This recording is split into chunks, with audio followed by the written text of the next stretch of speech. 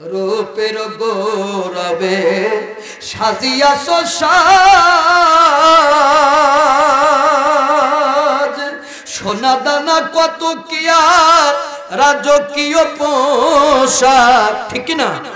হালকা ডিলে কি করেন? গান হলে ডিলে মারবেন, গান নাই আপনার ডিলে নাই। আপনারে তো এখানে আমি বসে থাকতে দেব না, মাঝে মাঝে ওনার একটু চা খাওয়াবেন। রূপের গৌরবে সাজিয়াছো সাজ, সোনা দানা কত কি আর রাজকীয় পোশাক, যেদিন প্রাণ পাখি যাবে তুমি পড়ে রবে, ঠিক না? প্রাণ পাখি যাবে তুমি পড়ে রবে, সকলই হবে তোমার পরে। মন আমার বলেন কেন বাঁধো দালান ঘর রে, মন আমার কেন বাঁধো দালান ঘর। প্রাণ পাখি উড়ে যাবে পিঞ্জর ছেড়ে, ধরা ধামে সবই রবে তুমি যাবে চলে। প্রাণ পাখি উড়ে যাবে পিঞ্জর ছেড়ে, ধরা ধামে সবই রবে তুমি যাবে চলে। বন্ধু বান্ধব যত পড়ে রবে তারা সুত, সকলই হবে তোমার পরে।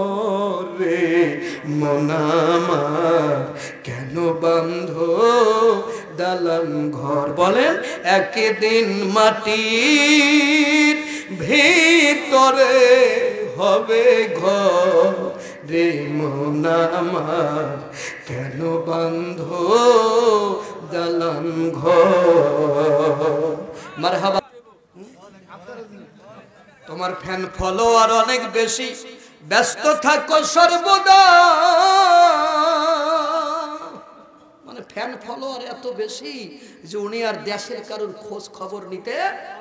তোমার ফ্যান ফলোয়ার অনেক বেশি, ব্যস্ত থাকো সর্বদা, কেবা শত্রু কেবা বন্ধু বোঝো না তার মর্যাদা, তুমি বোঝো না তার মর্যাদা। তাদের হাই হ্যালোতে সময় কাটে, আপন মানুষ লাগে না। ফেসবুক এখন তোর কারণে বড়ই যন্ত্রণা, বন্ধু তোর কারণে টাচ ফোন এখন বড়ই যন্ত্রণা, ঠিক না? এখন আর ফোন হাতে নিতে ইচ্ছা করে না, হাতে নিলেই তোরে দেখতে পাই, আর তোরে দেখলেই মনে হয় জানে তুই কার সাথে লাইন মারতেছিস। দেখেন না, রাত্রবেলায় বউরে গুড নাইট দিতে ভুলে গেল, বান্ধবীরে গুড নাইট দিতে। রাত্রবেলায় স্বামীরে গুড নাইট দিতে ভুলে গেল, বয়ফ্রেন্ডরে গুড নাইট দিতে ভুলে না। সকালবেলা স্বামীরে চা দিতে ভুলে গেলেও সকালবেলা বন্ধুরে গুড মর্নিং দিতে ভুলে না। এমন একটা পরিস্থিতির ভিতরে এখন আমরা পড়ে গেছি। কথাটা হাসা কইলাম না মিথ্যা কইলাম? হ্যাঁ, বসেন, আরো সত্য কথা পাবেন ইনশাআল্লাহ। হলো এই দুনিয়ার জীবন্ত গ্রন্থ, তুমি প্রশ্ন করলে উত্তর পাবে, তুমি প্রশ্ন করলে উত্তর পাবে, এমন প্রাণবন্ত কোরআন হলো এই দুনিয়ার জীবন্ত গ্রন্থ। যদি প্রশ্ন করো তোমার নাম কি হে প্রাণপতিম, বলবে তখন ইন্নাহুলা কোরআনুন কারীম। যদি প্রশ্ন করো কোরআন তোমার দেশের বাড়ি কই, বলবে সে লৌহিম মাহফুজ ঠিকানাহীন নই।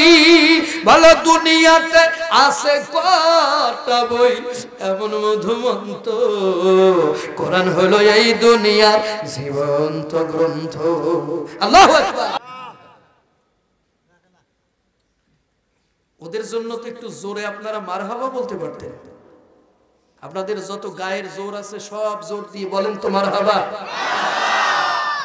দেখেন কত জোর, আর আপনারা এত কৃপণ, তাইলে মাহফিলে টাকা দেবেন কিভাবে? একটু মারহাবাই দিতে পারেন না? আমারে কইছে কালেকশন করতে। একটু জোরে সুবহানাল্লাহ আলহামদুলিল্লাহ বললে ক্ষতি আছে? এই জবানের মালিক কে?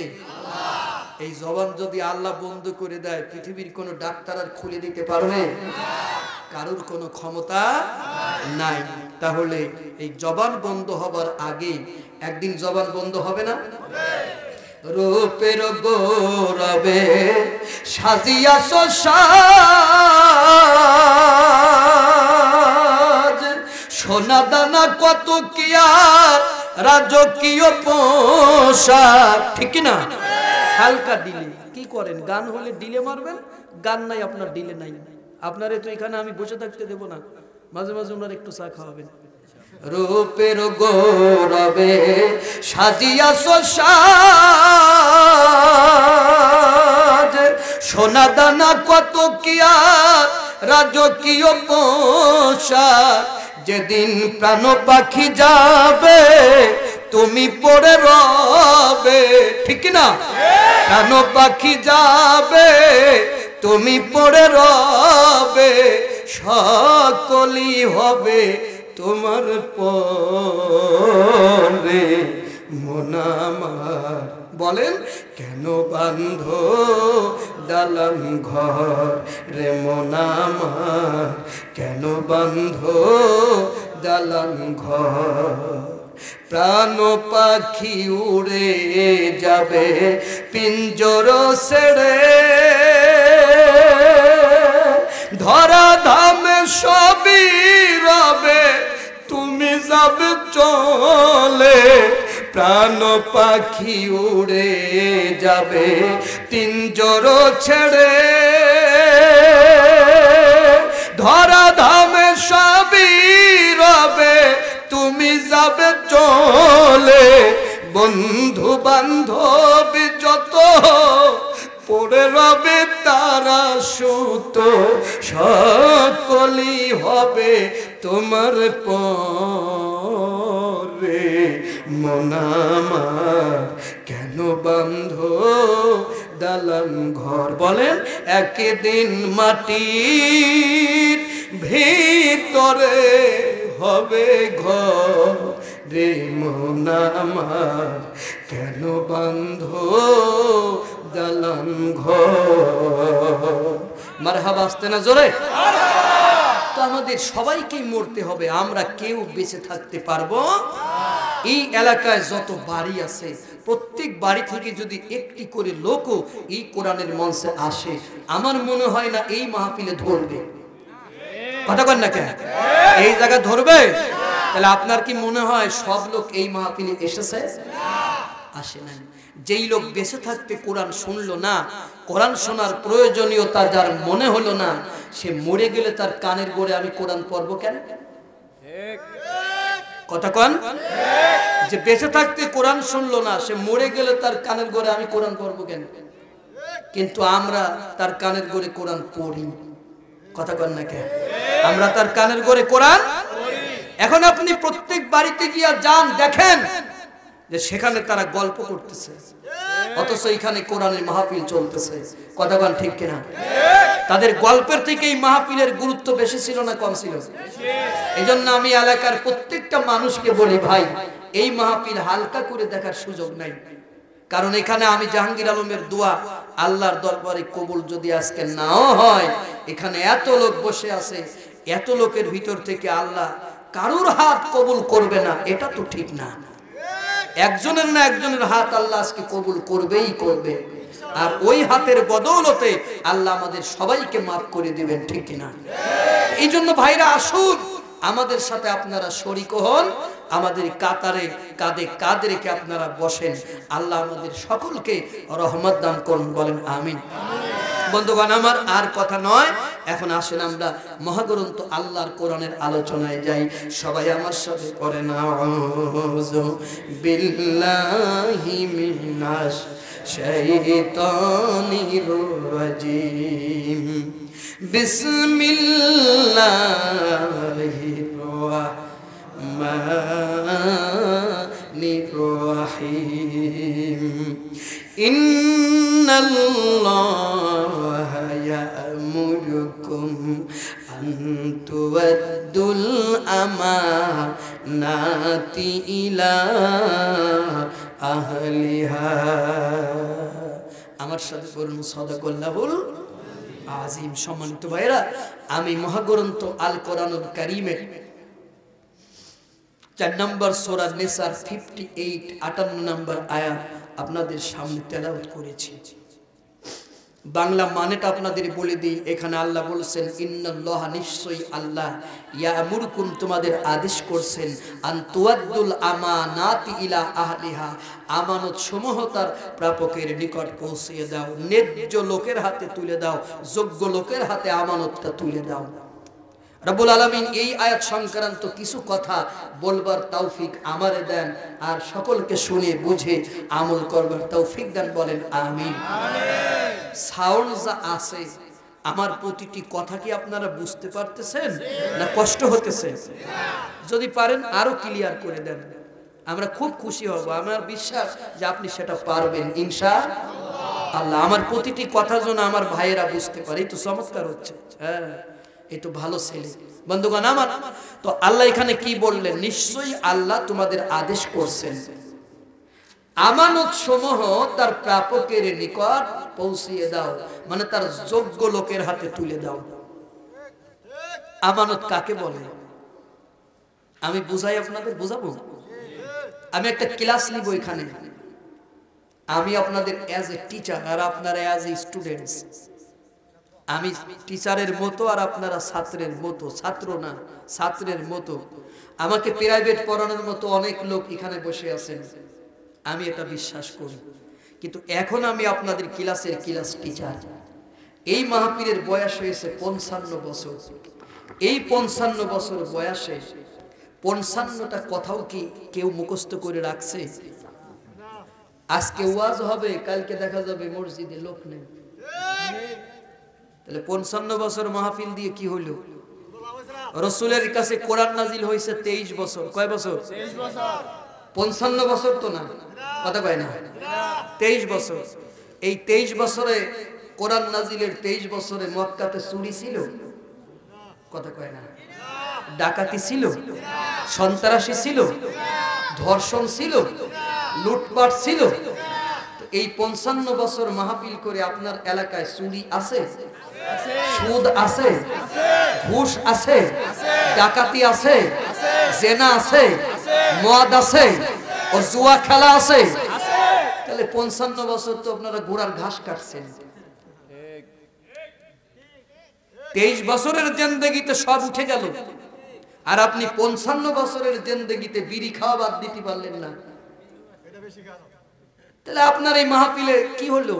আইলাম আর গেলাম, পাইলাম আর খাইলাম, ভবে দেখিলাম শুনলাম, কিছুই বুঝলাম না। আইলাম আর গেলাম, পাইলাম আর খাইলাম। বক্তার চেহারা কেমন রে? মারাত্মক চেহারা। কণ্ঠ কেমন? তুলনাহীন কণ্ঠ। ওয়াজ করছে কেমন? 3 ঘন্টা পিশাব করার সুযোগ পাই নাই। কি ওয়াজ করলো? কিছু মনে নেই। 55 বছর না, 55,000 বছর ওয়াজ করলেও ওর চরিত্রের পরিবর্তন হবে না। এই এক রাজা, তার কাছে এক জিন আসছে, এসে বলছে কাজ দাও নাই জান দাও। জান বোঝে, মানে কাজ দাও নাই প্রাণ দাও। তো রাজা চিন্তা করছে, ওরে এমন কাম দেব জীবনেও শেষ করতে পারবে না, আর আমিও কিয়ামতের আগে মরবো না। তা বলছে আমার বাড়ির কাছে এক সাগর আছে, এইটারে শেষা বোঝেন? কথা কয় না, শেষা বোঝেন? মানে পানি নিষ্কাশন করা। এই সাগরটারে শেষে আবাদি জমি বানায় দাও। তো জিন বলতেছে it is not a fact, it is simple work for me, please wait and see, just coming. এটা বলে গেল, আর সাগরের পানি এক নিঃশ্বাসে খেয়ে ও আবাদি জমি বানায় দিয়ে বলল এবার তোমার জীবনটা দাও। রাজা বলল খারাও, কাম আরো আছে। কি কাম? আমার বাড়ির পাশে যে পাহাড় আছে কেটে আবাদি জমি বানায় দাও। কয় যে wait and see just coming. এটা বলে ও গেল আর এক ধাক্কা দিয়ে পাহাড় ভেঙে চোরমার করে আবাদি জমি বানায় দিল। বলল জীবন দাও, এখন তোমার মরার পালা। রাজার আর কোনো কাম নাই, বড় বড় দুনিয়া শেষ। মন্ত্রী বলল দাঁড়া বেটা, কাম এখনো আছে। কি কাম? আমাদের গেটের বাইরে একটা কুত্তা আছে, ওর লেজ সোজা করে দে। তো জিন বলল, সে বলতেছে যে ইট is not a fact, it is simple work for me. এটা কোনো ব্যাপারই না, তুমি খারাপ, আমি আসতেছি। এটা বলে গিয়ে কুকুরের লেজ ধরে টান দিয়ে সোজা করে বলল বেটা জীবন দে। মন্ত্রী কয় তাকায় দেখ। ও তাকায় দেখে আবার বাঁকা হয়ে গেছে। তো চিন্তা করেছে এরকম থাকতে থাকতে মনে হয় এটা শক্ত হয়ে গেছে। ও ঘি আনছে, ঘি এনে আচ্ছা করে মাখাইছে। মাখাই 1 ঘন্টা মালিশ করছে, করে ছেড়ে দিছে, আবার বাঁকা হয়ে গেছে। তো চিন্তা করছে তাহলে একটু 2 ঘন্টা পাথর বেঁধে রাখি। 2 ঘন্টা পাথর বেঁধে আবার ছেড়ে দিয়েছে, আবার বাঁকা হয়ে গেছে। তো মন্ত্রী বলতেছে it is not a simple work, তুমি বলেছিলে না? আমি এখন বলতেছি it is difficult for you, এটা তোমার জন্য খুবই কঠিন, এটা তুমি পারবে না। তো দেখেন আমাদের সমাজে মানে আমরা এমন লোক আছি কুকুরের লেজ সোজা হবে, কিন্তু কোরআনের মাহফিল থেকে ওয়াজ শুনে তাদের জীবন চরিত্র কখনো সোজা হবে না। ওই কুকুরের লেজ সোজা হতে পারে, কুকুরের লেজ সোজা হতে পারে, এটা সম্ভব, কিন্তু তাদের চরিত্র সোজা হচ্ছে না। কেন? কারণ তারা মূলত কোরআনের কথাগুলো শোনে না, মানেও না। ঠিক কিনা? কোরআন শুনলে মানুষের পরিবর্তন হবে না, এটা তো হতেই পারে না। আবু জেহেলের মতো মানুষ, সেও কোরআন শুনতো, কোরআন শোনার প্রতি তার যথেষ্ট টান ছিল, সে পালিয়ে পালিয়ে কোরআন শুনতো। আর এখন আমাদের সমাজে কোন আবু জেহেল রে? কোরআনের মাহফিল হয়, সে ঘরের ভিতর বিয়েনির সাথে গল্প করে। তাহলে ওরে যদি আপনি আবু জেহেল না বলেন, তাহলে তো আবু জেহেলের অপমান হয়। কথা কোন ঠিক কিনা? সম্মানিত ভাইয়েরা আমার, তো যে আয়াত আমি পড়েছি ওয়াজ কি চলবে? এখানে আল্লাহ বললেন আমানত সমূহ তার যোগ্য লোকের হাতে তুলে দাও। এরপরে আল্লাহ বলতেছেন ওয়া ইযা হাকামতুম বাইনান নাসি আন তাহকুমু বিল আদলি, যখন তুমি বিচার করবে তখন ন্যায় বিচার করবে। সুবহানাল্লাহ। তো এখানে আমানত কাকে বলে? আমার এই ওয়াজগুলো আপনাদের শুনতে হবে মনোযোগ দিয়ে, কোনো নড়াচড়া করতে পারবেন না। আমি প্রতিটা কথাই ক্লাসের মতো বলবো, একদম এমএ ক্লাসের ক্লাস হবে। আমানত কাকে বলে? আল্লাহ এবং মানুষের পক্ষ থেকে আমার আপনার উপরে যে দায়িত্ব কর্তব্য প্রদান করা হয়েছে তাকে আরবিতে আমানত বলা হয়। এখানে পক্ষ দুইটা, কয়টা? আল্লাহ এবং মানুষ আমার আপনার উপরে যে দায়িত্ব আর কর্তব্য দিয়েছে তাকে আমানত বলা হয়। মানুষ আপনার কাছে আমানত গাড়ি রাখতে পারে, বাড়ি রাখতে পারে, টাকা রাখতে পারে, পয়সা রাখতে পারে, কিন্তু আল্লাহ আপনার কাছে আমার কাছে কি আমানত রেখেছে? আল্লাহ আমাদের কাছে আমানত রেখেছে তার কোরআন। জোরে বলেন কি রেখেছে? কোন আয়াতে আছে? কোন আয়াতে আছে? আল্লাহ বলেছেন যে ইন্না আরাদনাল আমানাতা আলাস সামাওয়াতি ওয়াল আরদি ওয়াল জিবাল, নিশ্চয়ই আমার এই আমানতকে আমি সর্বপ্রথম আকাশের কাছে দিতে চাইলাম, নিল না। জমিনের কাছে দিতে চাইলাম, নিল না। শুনতেছেন? এরপরে পাহাড়ের কাছে দিতে চাইলাম, নিল না। নিল কারা? মানুষেরা। আল্লাহ বলতেছে যে মানুষেরা নিল। ইন্নাহু কানা জালুমান জাহুলা, মানুষ জালেম এবং মূর্খ। মানুষ জালেম এবং মূর্খ।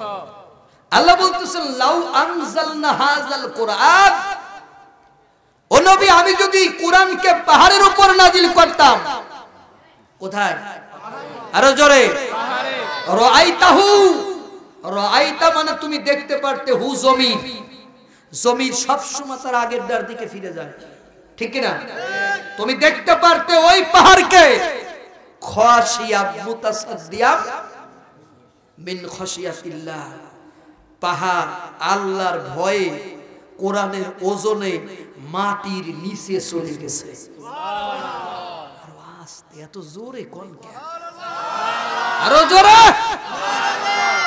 তাহলে কোরআনের ওজনে পাহাড় কোথায় যেত? কথা কন, আরো জোরে। তো কোরআন তো এখন এই যে টেবিলের উপর আছে, টেবিল তো গেল না মাটির নিচে। বাস্তব দেখালাম। তাহলে আপনি যেটা দেখছেন সেইটা মানেন না আল্লাহর কথা মানলেন? কারণ আপনার আমার দেখার ভিতর ভুল থাকতে আল্লাহর কোরআনের ভিতরে কোনো ভুল নাই। আল্লাহ বললেন পাহাড় মাটির তলে চলে যাইতো, কিন্তু আমি টেবিলের উপর রাখলাম মাটির তলে গেল। তাহলে আল্লাহ এখানে কোন কোরআনের কথা বলেছেন? সেই কোরআন কি আপনি জীবনে কখনো খুঁজে বের করেছেন, নাকি আপনি খোঁজার চেষ্টা করেছেন? যে আপনি 55তম মাহফিল করেছেন, সেই 55তম মাহফিলে আপনার জীবনের পরিবর্তন হলো না, আর 23 বছরের জিন্দেগিতে সাহাবীদের জীবন এমন করে দিলেন। রাসূল বললেন খায়রুল কুরুনি কারনিন, আমার যুগ হচ্ছে সর্বশ্রেষ্ঠ যুগ। সুবহানাল্লাহ। মনিটরের আওয়াজ কম আছে, মনিটরের আওয়াজ একটু কম আছে। ও ভাই কষ্ট হচ্ছে? ওয়াজ কি চলবে? তো এখন বিষয়টা হচ্ছে আমাদের কোরআন জানার দরকার, কোরআন চিনার দরকার, ঠিক কি না? তা না হলে আপনি কোরআন মানতে পারবেন না। আল্লাহ কোরআনকে আমানত রাখছে কোন কোরআন, আর কোন কোরআনের ভরে ওজনে পাহাড় মাটির তলে চলে যাবে সেটাও তো জানার দরকার। রাসূলের এক সাহাবী হযরত আয়েশার কাছে গিয়ে বলেন, উম্মুল মুমিনিন আপনি বলেন নবীর চরিত্র কেমন? বউদের কাছে গিয়ে যদি বলা যায় স্বামীর চরিত্র কেমন, তো বলবো তো এক নাম্বার লম্পট। আমার এরাইকা সবসময় ফেসবুকে শুধু বান্ধবীদের সাথে গল্প করে বেড়ায়, হ্যাঁ ঠিক না? এই জন্য মনের দুঃখে আমি ফেসবুক নিয়ে একটা গান লিখছি। সব গান শোনানো যাবে না, লিখছি তাই বললাম। এত গান শুনলে তো আবার মহা সমস্যা। কোরআনের আলোচনা শোনেন। তোমার ফ্যান ফলোয়ার অনেক বেশি, ব্যস্ত থাকো সর্বদা। মানে ফ্যান ফলোয়ার এত বেশি যে উনি আর দেশের কারোর খোঁজ খবর নিতে। তোমার ফ্যান ফলোয়ার অনেক বেশি, ব্যস্ত থাকো সর্বদা। কেবা শত্রু কেবা বন্ধু, বোঝো না তার মর্যাদা। তুমি বোঝো না তার মর্যাদা। তাদের হাই হ্যালোতে সময় কাটে, আপন মানুষ লাগে না। ফেসবুক এখন তোর কারণে বড়ই যন্ত্রণা। বন্ধু তোর কারণে টাচ ফোন এখন বড়ই যন্ত্রণা, ঠিক না? এখন আর ফোন হাতে নিতে ইচ্ছা করে না, হাতে নিলেই তোরে দেখতে পাই, আর তোরে দেখলেই মনে হয় জানে তুই কার সাথে লাইন মারতেছিস। দেখেন না, রাত্রেবেলায় বউরে গুড নাইট দিতে ভুলে গেল, বান্ধবীরে গুড নাইট দিতে। রাত্রেবেলায় স্বামীরে গুড নাইট দিতে ভুলে গেল, বয়ফ্রেন্ডে গুড নাইট দিতে ভুলে না। সকালবেলা স্বামীরে চা দিতে ভুলে গেলেও সকালবেলা বন্ধুরে গুড মর্নিং দিতে ভুলে না। এমন একটা পরিস্থিতির ভিতরে এখন আমরা পড়ে গেছি। কথাটা হাসা কইলাম না মিথ্যা কইলাম? হ্যাঁ, বসেন, আরো সত্য কথা পাবেন ইনশাআল্লাহ। সম্মানিত ভাইরা আমার, তো রসুলের স্ত্রী আয়েশার কাছে বলতেছেন যে এই ছেলে কল চাপ্পা না, এখানে কোনো অজু টজু আর হবে না। তোমার অজু করতে দিলে 3 ঘন্টা শুধু কলই চাপবে মানুষ। এ আমাদের ওয়াজ আর হবে রে? এদের সবগুলো ক্যামেরায় ওই ঠাস ঠুস আওয়াজ আসবে, ওরা আর তখন এডিট করে ওয়াজগুলো ছাড়তে পারবে না। এতগুলো ক্যামেরা চালায় বেটারা, আর ওইটারে দড়ি দিয়ে বাঁধিয়ে রাখেন। এই তুই কিন্তু ওইটারে খেয়াল রাখিস, ঠিক আছে? এখানে কোনো টিউবওয়েল আর চলিবে, শুধু চলবে ওয়াজ, ঠিক কিনা? তো নবীজির স্ত্রীর কাছে এসে বলতেছেন, আয়েশার কাছে বলতেছেন যে তুমি বলো রাসূলের চরিত্র কেমন। হযরত আয়েশা বলেন, ও রাসূলের সাহাবী, তোমার ঘরে কি কোরআন নাই? কি বলতেছে? আরে কথা কর না, উত্তর শোনেন। বোর উত্তর কি? তোমার ঘরে কি কোরআন নাই? বলে হ্যাঁ আছে। হযরত আয়েশা বলেন, ও রাসূলের সাহাবী, তোমার ঘরে যেটা আছে ওইটা হলো কাগজের কোরআন, আমার বিশ্ব নবী জীবন্ত কোরআন। কি জবাব! এমন জবাব বউ স্বামীর পক্ষে দিয়া খুবই কঠিন ব্যাপার, ঠিক কিনা? আমার ঘরে যেটা আছে কাগজের কোরআন, আমার বিশ্ব নবী জীবন্ত কোরআন। এই শিল্পী নকুল কুমার বিশ্বাস হিন্দু মানুষ, নাম শুনছেন না?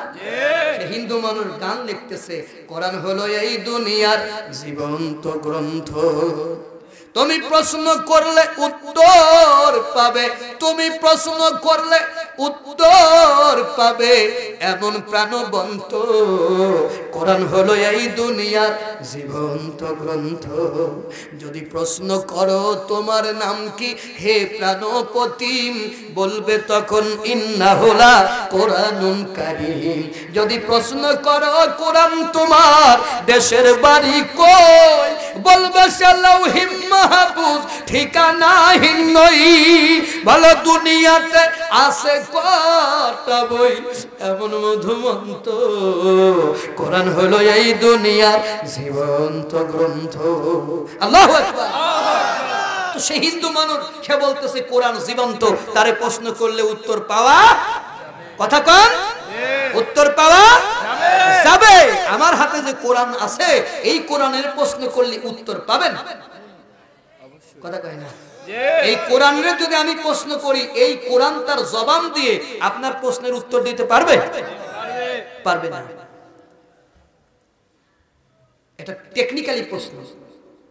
আমি যদি এই কোরআনকে প্রশ্ন করি, এই কোরআন তার জবান দিয়ে আপনাকে একটা প্রশ্নের উত্তর দিতে পারিবে না। এটাই বাস্তবতা। এই কোরআন তখন উত্তর দেবে যখন এই কোরআন কোন আলেমে পড়বে, কথা কন। এই কোরআন তখন জবান খুলবে যখন কোন হাফেজে পড়বে, কথা কন, ঠিক কিনা? এই কোরআন তখন কথা বলবে যখন কোন মুফতি কোরআনের পক্ষে কথা বলবে, ঠিক কিনা? তাহলে এই হাফেজ, এই কারি, এই মাওলানা, এই মুফতি, এরাই হলো কোরআনের মুখপাত্র। তাহলে আপনি যদি কোন মাওলানার গলারে টিপে ধরেন, আপনি কোন মাওলানার গলা টিপে ধরেন নাই, আপনি জীবন্ত কোরআনের গলা টিপে ধরেছেন। আপনার কাছে আমানত রাখা হয়েছে কাগজের কিতাব মিয়া, যে আপনি কোরআন শরীফরে বুকের ভিতরে জড়াই ধরে বলতেছেন কোরআন আই লাভ ইউ, তোমারে ভালোবাসি, তোমারে ছাড়া আমি জান্নাতে যাব না, তুমিও আমারে ছাড়া জান্নাতে যাইও না, তুমি যা চাবা তাই পাবা, বাড়ি চাও বাড়ি দেব, গাড়ি চাও গাড়ি দেব, টাকা চাও সব তোমারে রেখে দেব। ও কোরআন, তুমি আমারে রেখে আল্লাহর জান্নাতে যাইও। হঠাৎ করে কলিং বেল বেজে উঠলো। তিনটা ছেলে দাঁড়ায় আছে দরজায়। তোমরা কারা? কয় যে আমরা অমুক হেফজখানা থেকে আসছি। কেন? আজকে আপনার সকালে 5 কেজি চাল দেওয়ার কথা, ওই চাল দেবেন, আমরা রান্না করে খাবো। দরজা আটকায় দিয়ে বলে তোদের চেহারা আর কোনোদিনও দেখতে চাই না। অথচ 1 মিনিট আগেও কিন্তু কোরআন বুকের সাথে জড়ায় ধরে বলেছে তুমি যা চাবা তাই পাবা। ওই লোকটা বুকের ভিতর জড়ায় ধরে, কোরআনকে বুকের ভিতর জড়ায় ধরে বলেছে যা চাবা তোমার নামে লিখে দিব। কিন্তু ওই তিনটা ছেলেকে দূর দূর করে তারা দিল। ও বুঝতে পারে নাই যে এইটারে বুকের ভিতর জড়ায় ধরে ওয়াদা করতেছিল ওইটা হলো কাগজের কোরআন, আর দরজায় যে তিনটা ছেলে দাঁড়ায় ছিল, ওই তিনটা ছেলে ছিল জীবন্ত কোরআন। আপনারা জীবন্ত কোরআন চিনতে পারেন নাই? কি অবস্থা আজকে! কষ্ট হয়। আমার কথাগুলো কি বোঝা যায়? আমার কথাগুলো বুঝতে কষ্ট হয়? কষ্ট হয় না? আমি আপনাদের বাস্তবতা বোঝাই। এখানে হাফেজ সাহেব আছে না? থাকারই তো কথা। এই জমিনের প্রতি ইঞ্চিতে একজন হাফেজ আছে, আলহামদুলিল্লাহ। ওই হাফেজের জিগান তার উস্তাদের নাম কি? সে একজনের নাম বলবে না, কথা কন। চলে যান তার কাছে, গিয়ে বলেন আপনার উস্তাদের নাম কি? সে আরেকজনের নাম বলবে না? চলে যান তার কাছে, সে আরেকজনের নাম বলবে না? এইভাবে যেতে যেতে ওরে ধরে রাখেন এক জায়গায়, ওরে ধরে রেখে আপনি যেতে যেতে যেতে যেতে তাবে তাবি পর্যন্ত চলে যাবেন। তাবে তাবিরে গিয়ে বলেন তোমার উস্তাদের নাম কি? বলে তাবি। তাবিরে বলেন তুমি কোরআন কোথায় পাইছো? বলে আমার সাহাবী কোরআন দিয়েছে। সাহাবীরা বলেন তুমি কোরআন কোথায় পাইছো? বলে আমার বিশ্বনবী কোরআন দিয়েছে। বিশ্বনবীরা বলেন তুমি কোরআন কোথায় পাইছো? আমারও জিবরাইল এনে কোরআন দিয়েছে। জিবরাইলকে বলেন তুমি কোরআন কোথায় পাইছো? আমি লৌহে মাহফুজ থেকে কোরআন আনছি। লৌহে মাহফুজেরা বলেন তুমি কোরআন কোথায় পাইছো? বলে আল্লাহ আমারে কোরআন দিয়েছে। তাহলে এখানকার এই হাফেজের গা যদি আপনি ধরে রাখেন ওটা সরাসরি আল্লাহর কাছে চলে গেছে, ঠিক না? কারণ ওর যোগাযোগ সরাসরি আল্লাহর সাথে। আপনি যখন ওরে মাটির সাথে পিটাইয়ে মিশে ফেলা দিচ্ছেন তখন কি আপনি একটা হাফেজের পিটালেন নাকি আল্লাহরে পিটালেন? কথা বলেন না কেন? আপনি কারে পিটাইছেন একবার হিসাব রাখছেন? আপনি আমি জাহাঙ্গীর আলমের উপর যদি এখন চোখ রাঙান, আমার আলোচনা করার কারণে আপনি আমার উপর চোখ রাঙান নাই, আপনি কোরআনের উপর চোখ রাঙাইছেন। আমি জাহাঙ্গীর আলম এ জায়গা হয়তো দুর্বল হতে পারি, কারণ আমার গোষ্ঠীর লোক তো আমি আনছি। কথা কয় না? আমার গোষ্ঠীর লোক আনছি। আমার বাপ চাচারা 22 ভাই। কয় ভাই? আপন শাস্ত্র দিয়ে 22 ভাই। আমার গোষ্ঠীতে তো আরো লোক আছে না? আমার আত্মীয় স্বজন আছে না? আমি কি সবগুলোর এই জায়গা নিয়ে আসছি? হয়তো আমি একা আসার কারণে আপনি আমার উপর ক্ষমতা দেখাইতে পারেন, এই জায়গা আমার এলাকায় না। কথা কয় না? আপনি আপনার এলাকার কুতুব হতে পারেন, আমার এলাকায় আপনি কিছুই না। কথাটা ভুল বললাম না ঠিক বললাম? তাহলে আপনি এখানে আমি একা আসার কারণে হয়তো চোখ রাঙাইতে পারেন, আমি দুর্বল হতে পারি, কিন্তু আমার আল্লাহর কোরআনের মালিক আল্লাহ দুর্বল না।